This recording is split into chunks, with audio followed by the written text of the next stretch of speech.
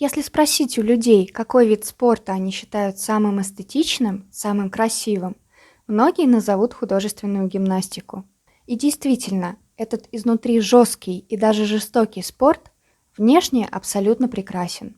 Упражнения гимнасток во многом похожи на танец, и это далеко не единственное, что связывает балет и художественную гимнастику. Сегодня поговорим о том, чем они похожи и не похожи.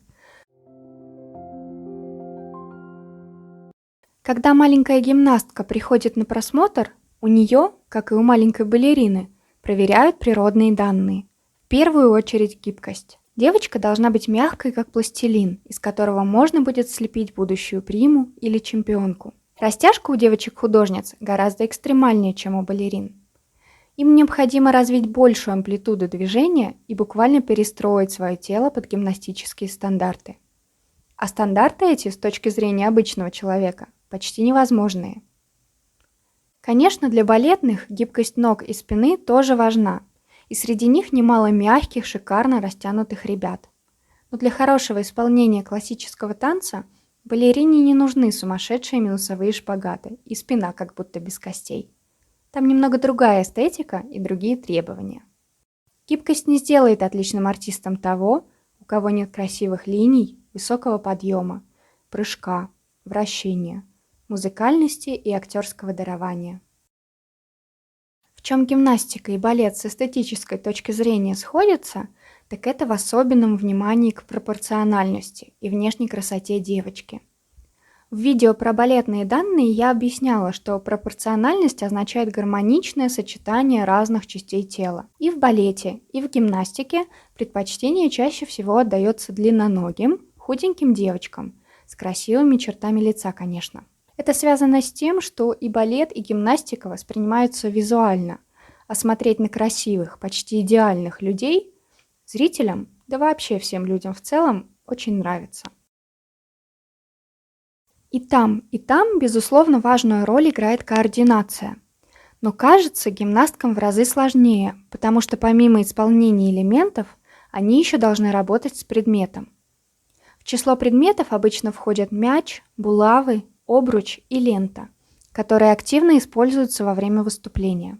Часто их подбрасывают или перекатывают, параллельно прыгая, вращаясь, танцуя и делая другие сложные элементы.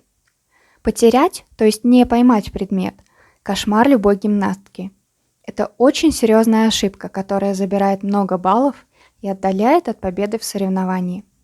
Балеринам в этом смысле намного легче. Иногда они танцуют с корзиной, шарфом или тамбурином в руках, но, как правило, предмет не бросается в воздух и мало участвует в самом танце.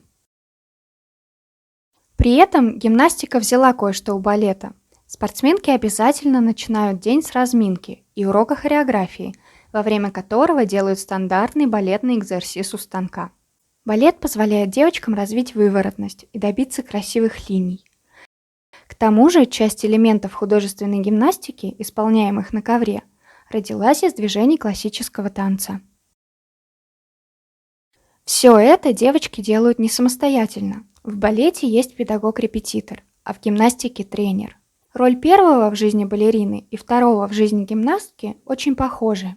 Педагог, как и тренер, вторая мама, наставник, мастер, человек, которому спортсменка или артистка должна полностью доверять. Для многих гимнасток и балерин это самая значимая взрослая фигура. Еще один интересный факт. Гимнастическое упражнение или показательное выступление создается не только тренером. В этом процессе участвует и хореограф-постановщик, то есть человек, хорошо знающий и понимающий танец.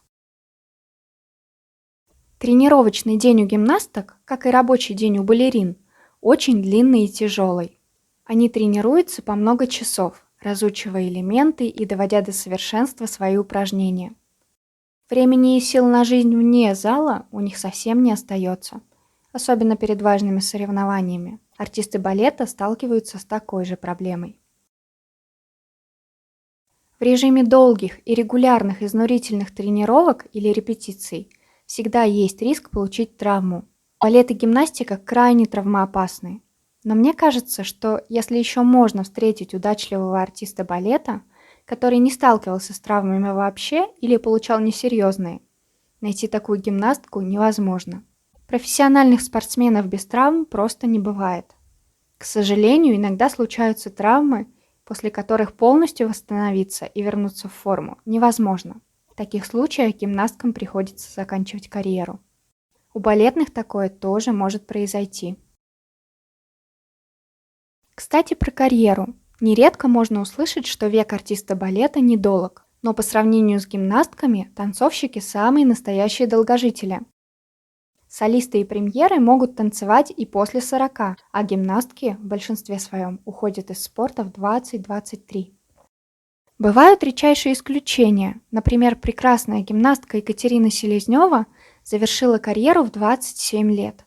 И незадолго до этого даже смогла завоевать несколько медалей. Боролась она за эти медали с гораздо более юными соперницами. Конечно, главная мечта каждой гимнастки – это олимпийское золото. Но, как вы понимаете, далеко не все могут эту мечту исполнить. Сколько грустных и драматичных историй о внезапных травмах перед Олимпиадой, серьезных ошибках у тех, кто никогда их не допускал. Но в спорте всем управляет удача, которая может отвернуться даже от самых талантливых и трудолюбивых. В балете есть престижные конкурсы, но их не сравнить с Олимпиадой. К тому же после них карьера у артистов только начинается, в то время как гимнастки часто уходят из спорта после олимпийского цикла. Для балетных высшим достижением, наверное, будет статус прима-премьера и международное признание. Чтобы добиться таких высоких результатов, нужно быть человеком особого склада. Гимнастки и балерины должны быть терпеливыми и упорными, продолжать идти к цели даже через боль и усталость. Здесь нужна огромная сила воли и железная дисциплина. Многие балерины начинали свой путь со спорта. Легендарная французская балерина Сильви Гилен планировала участвовать в Олимпиаде, когда ее увидела Клод Бюсси, директор школы Парижской оперы. В 19 лет Сильви стала этуалью, прима-балериной. Русская балерина Наталья Осипова тоже хотела стать олимпийской чемпионкой, но получила травму спины и ушла в балет. Еще один пример – Светлана Захарова. До поступления в Киевское хореографическое училище будущая прима Большого театра тоже занималась гимнастикой. Расскажите, пожалуйста, что вам больше нравится – балет или гимнастика? И есть ли у вас любимая балерина и любимая гимнастка? Будет очень интересно почитать. Спасибо за просмотр и до встречи!